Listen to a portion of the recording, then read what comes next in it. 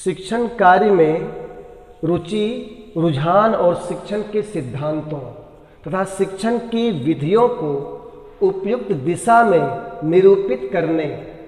निरूपित करने से संबंधित कौशल क्या कहलाता है। इसका ऑप्शन दिया हुआ है शिक्षण संज्ञान, शिक्षण अभिवृत्ति, शिक्षण अभिरुचि, शिक्षण अनुभव।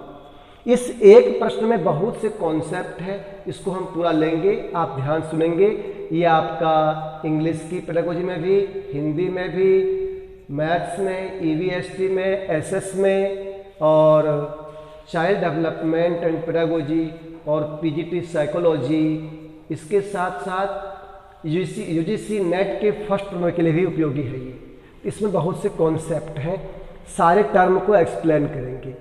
तो यहाँ कह रहा है, ध्यान देंगे, पहले देख लें इसका आंसर क्या निकलता है कि शिक्षण कार्य में रुचि अर्थात इंटरेस्ट, रुचि, रुझान, अटेंशन, इंक्लिनेशन, झुकाव और शिक्षण के थ्योरी, सिद्धांत, शिक्षण की विधियाँ, मेथड्स, इनका प्रॉपर डायरेक्शन में रिप्रेजेंट करने की, उसको व्याख्या करने की, एनालिसिस करने से संबंधित जो एक अध्यापक की अपनी स्किल है, कौशल है, तो इसका उत्तर तो है शिक्षण अभिरुचि। तो ध्यान देंगे, हिंदी में अभिरुचि, अभियोग्यता, अभिक्षमता, 3 शब्द है। अभिरुचि लिखा हुआ है, एक शब्द है अभियोग्यता, दूसरा है अभिक्षमता। तो ये तीनों शब्द हैं, इंग्लिश वर्ड है एप्टीट्यूड, ये ध्यान देंगे।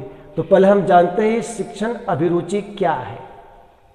एप्टीट्यूड, एक प्रश्न आया था राजस्थान में ऐसे भी कि अभियोग्यता है डैश, तो व्यक्ति विशेष की योग्यता, क्षमता, विशेषता, गुणों के समग्र योग को एप्टीट्यूड कहते हैं।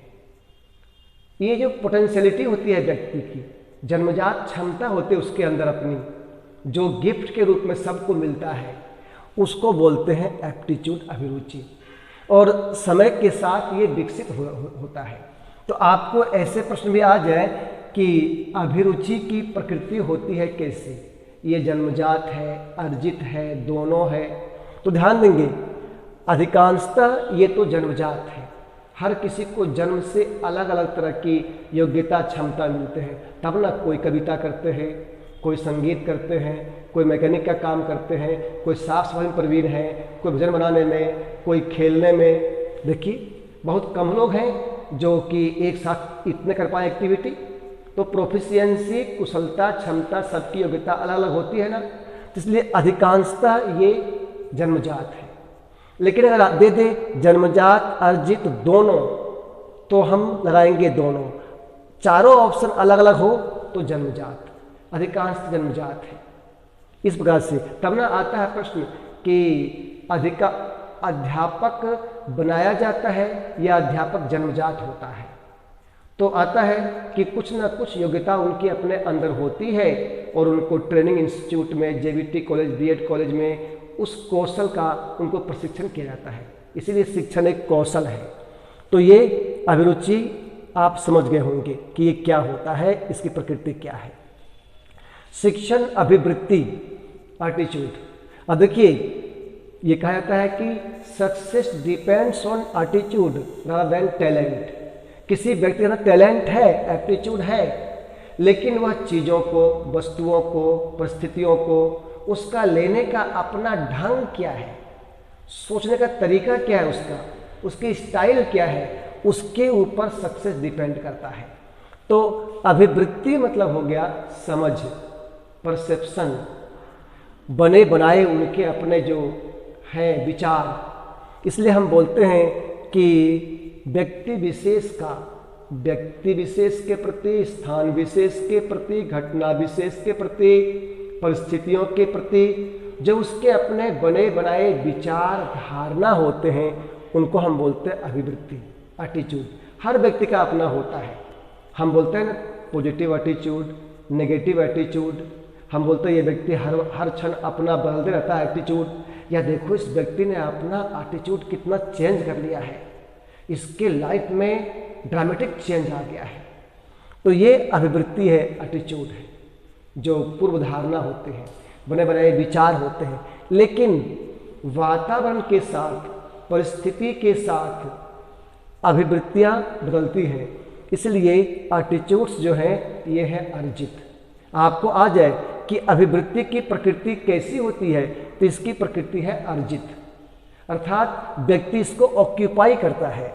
तो आ जाइए शिक्षण अभिवृत्तियां क्या होती हैं, इसकी प्रकृति क्या होती है। तो अभिरुचि समझ गए आप, अभिवृत्ति समझ गए आप। और देखिए ध्यान देंगे, यह है संज्ञान। कि संज्ञान क्या है? सामान्य अर्थ में बोले, हम बोलते हैं ना कि पुलिस ने इस घटना का संज्ञान नहीं लिया, तो देखने, सुनने, सोचने, समझने, वह विचार करने, चिंतन करने, निर्णय लेने से संबंधित समस्त मानसिक बौद्धिक जो प्रक्रिया है उसी का नाम संज्ञान है, कॉग्निशन।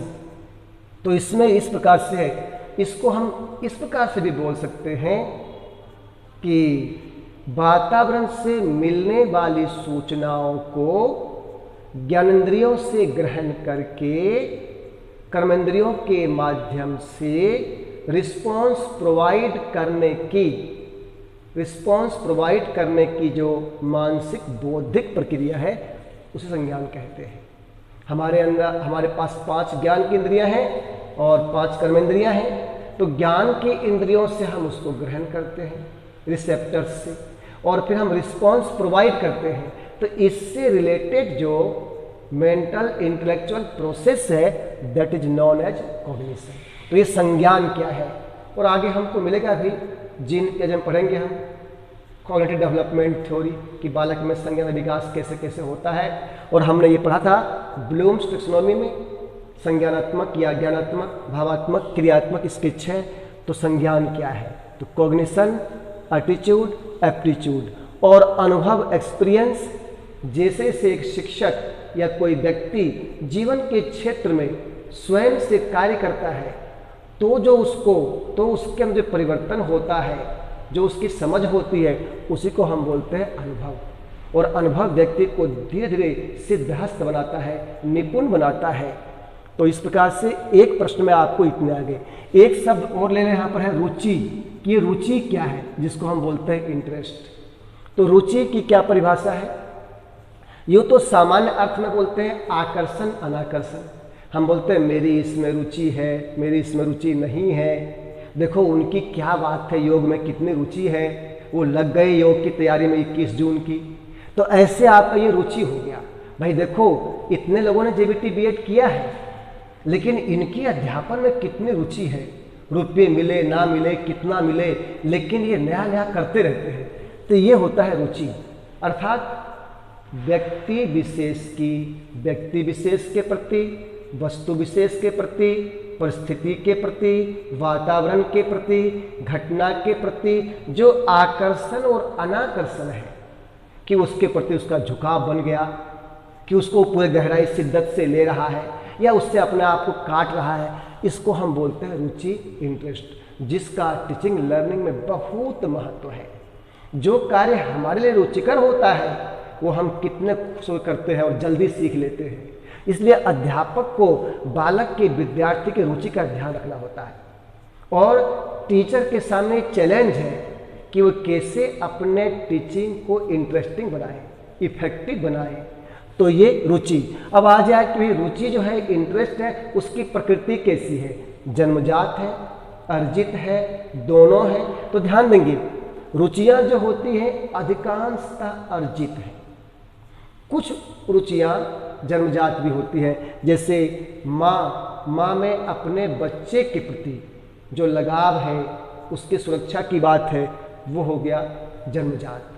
ऐसे ही बाल सुलभ प्रवृत्ति, चंचल प्रवृत्ति, उसके खेलने की प्रवृत्ति, हम बोलते हैं ये बालक बिल्कुल, अरे बालक अगर शांत हो गया तो बालक क्या हुआ? तो बाल सुलभ चंचलता, खेल कूद बालक की जो प्रवृत्ति है, वो रुचि है, वो जन्मजात है। लेकिन अधिकांश जो रुचियां हैं वो है अर्जित। हमारी रुचियां चेंज होती हैं। जब हम गांव में थे तब हमारी रुचि किस चीज़ में थी, हम थोड़े कहीं शहर में आ गए या और अलग एनवायरनमेंट में आ गए तो वो रुचियाँ का विस्तार हो जाता है, या कुछ रुचि मंद पड़ जाते हैं, कुछ नई रुचियाँ बन जाती हैं। तो ऐसे वातावरण के साथ, संयोग के साथ रुचि बनते और बिगड़ते हैं।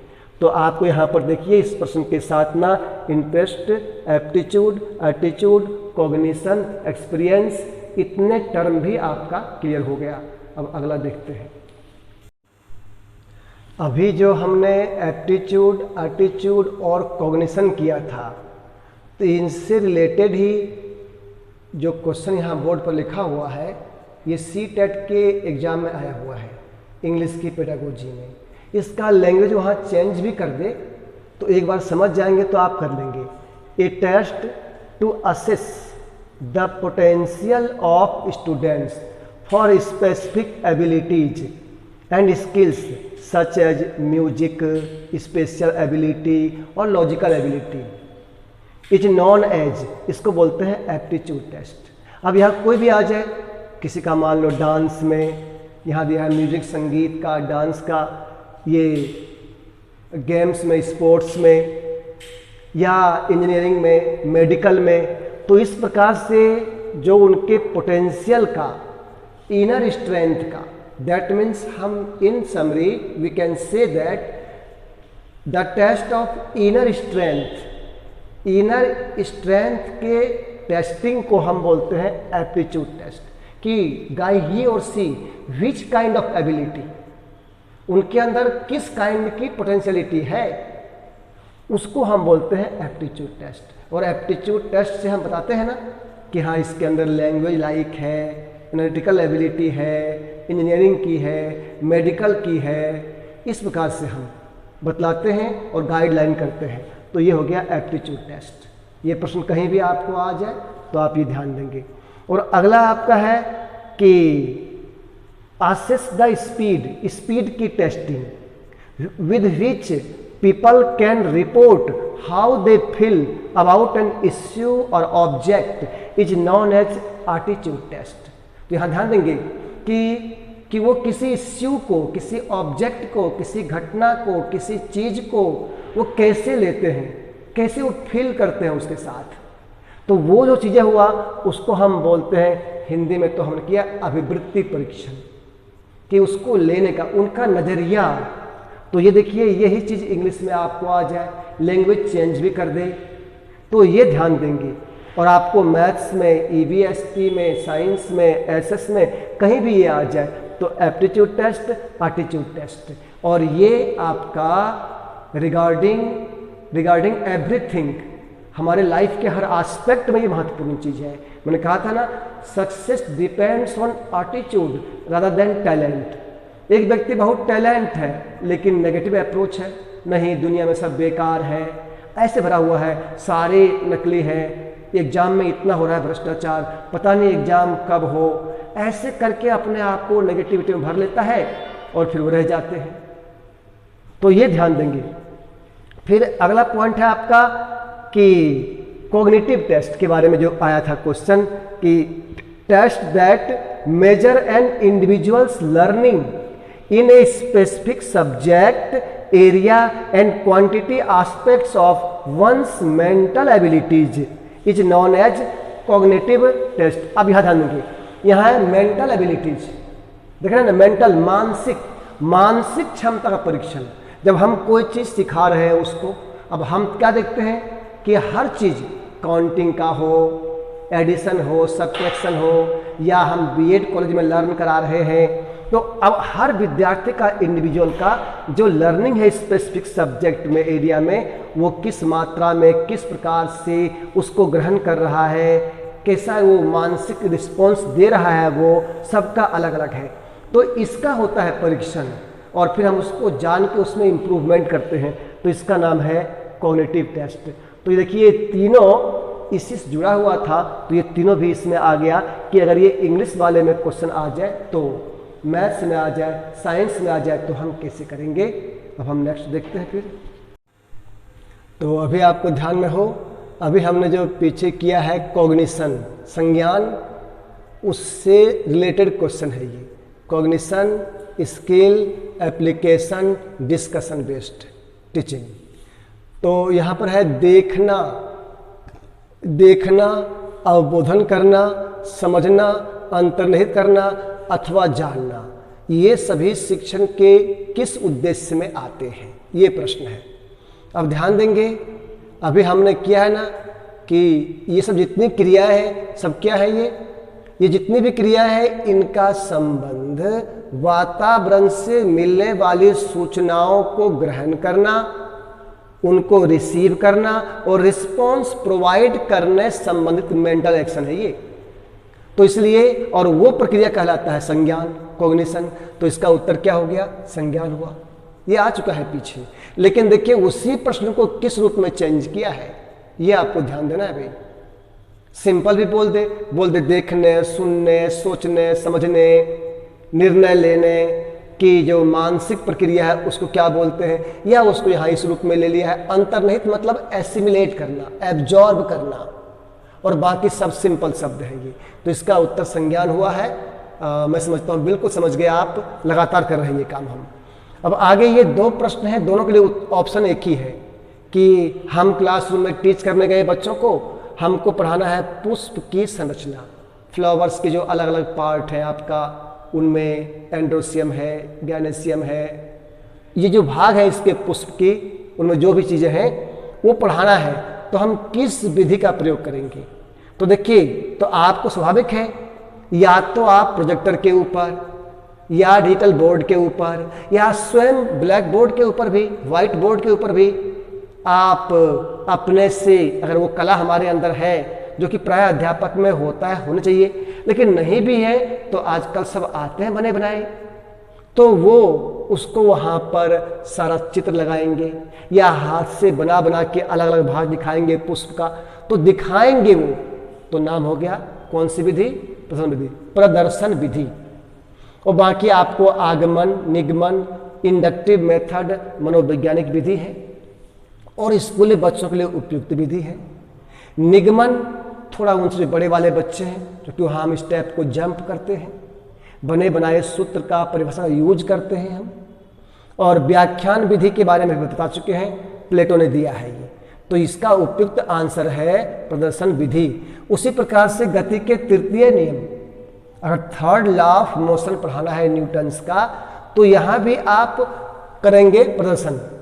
वो प्रदर्शन बोर्ड पर हो सकता है, बने बनाए चित्र का भी, वो प्रदर्शन स्वयं हो सकता है कि हम, जैसे आप एग्जाम्पल देंगे कि जमीन पर चलने का, हम अपना कदम बढ़ाते हैं और जमीन के ऊपर हम उसको दबाते हैं, तो हमने क्रिया बल लगाया, तो अर्थ से मुझको मिला प्रतिक्रिया बल, तो हम आगे बढ़े।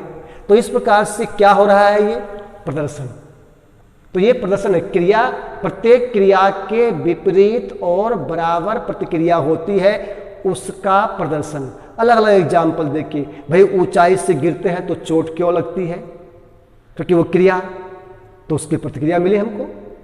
तो इस प्रकार से ये अब बहुत सारे एग्जाम्पल सामने प्रस्तुत करेंगे, और जो संभव होगा उसको आप एक्टिव दिखाएंगे भी एक्शन में, और उसका चित्र भी दिखाएंगे आप। तो ये दोनों के लिए विधि है प्रदर्शन। तो थोड़ा सा आप अपने ऊपर उसको ला के देखेंगे ना, तो आपको याद नहीं करना पड़ेगा। छात्रों के, अब अगला प्रश्न है आपका, छात्रों के अर्जित ज्ञान जो उन्होंने ऑक्यूपाई किया है, एक्वायर्ड नॉलेज, छात्रों के अर्जित ज्ञान, एक्वायर्ड नॉलेज की जांच करने के लिए, टेस्टिंग के लिए प्रयोग में ली जाने वाली प्रविधि, टेक्निक इनमें से कौन सी होगी? अब देखिए, यहाँ है टेस्टिंग, परीक्षण विधि, प्रयोजन विधि, प्रोजेक्ट मेथड, क्वेश्चन आंसर और ऑब्जर्वेशन। अब ये सारे सही हैं, लेकिन हमको यह देखना है कि बाकी सब किस में आ रहे हैं। तो परीक्षण विधि के अंतर्गत यहाँ सभी आ रहे हैं। ऊपर में आंसर था प्रदर्शन, तो परीक्षण विधि में यहाँ पर सभी आ रहा है कि भाई हम परीक्षण करना है, तो उस समय जिस समय हम ले रहे हैं टेस्टिंग बच्चों का, तो बच्चे किस स्थिति में हैं, किस लेवल के हैं, तो उनके mental level, cognition level, situation, और जो हमने उनको ट्रेनिंग दिया है, उन सब को ध्यान में रख के और मिक्सअप अलग अलग प्रकार के हम टेस्टिंग करेंगे। हो सकता है हम उसको प्रोजेक्ट दें, हो सकता है हम लोग क्वेश्चन पूछें, राइटिंग करवाएं, वर्बल करवाएं, और हो सकता है हम फॉर्मल इनफॉर्मल उनका ऑब्जर्वेशन करें, और फिर सबके आधार पर हम उनके अर्जित ज्ञान की जांच करें। आगे प्रश्न है आपका, एक अध्यापक विद्यार्थियों को दी गई संख्याओं में से पूर्ण घन संख्या कि कंप्लीट, ये क्यूबिक नंबर, कंप्लीट क्यूब, पूर्ण घन संख्याएं को छांटना है, निकालना है, तो ये कौन सा उद्देश्य होगा भाई? तो अब ध्यान देंगे, छांटना, सूची बनाना, अलग निकालना, ये सब किस में आता है? ज्ञानात्मक में। तो इसका आंसर हो गया ज्ञानात्मक। आपको ध्यान में हो, हम लोग पढ़े थे ब्लूम्स टैक्सोनॉमी में व्यवहार के 3 पक्ष, ज्ञानात्मक, भावात्मक, क्रियात्मक। ज्ञानात्मक के 6 भाग, ज्ञान, बोध, प्रयोग, विश्लेषण, संश्लेषण, मूल्यांकन। तो ये जो छांटना, सूची बनाना, कौन सा है नहीं है, ये ज्ञानात्मक पक्ष का हो गया। तो ये आपके सामने क्वेश्चन फॉर्मेट में आ रहा है, आप ध्यान से इसको सुनिए, आप इसको अच्छे से पूरा घर पर नोट्स बनाइए। आपके कोई प्रश्न भी होता है ना, तो आप प्रश्न भी हमको भेजिए, हमारा नंबर आपके पास है, आप अपना व्हाट्सएप नंबर भेजिए मुझको, आप अपना व्हाट्सएप में भेजिए, हम आपको अपने ग्रुप में ज्वाइन कर लेंगे। रात को 9 से 10 हमारा क्लास भी होता है गूगल मीट के ऊपर, आपके डाउट्स को हम लेंगे।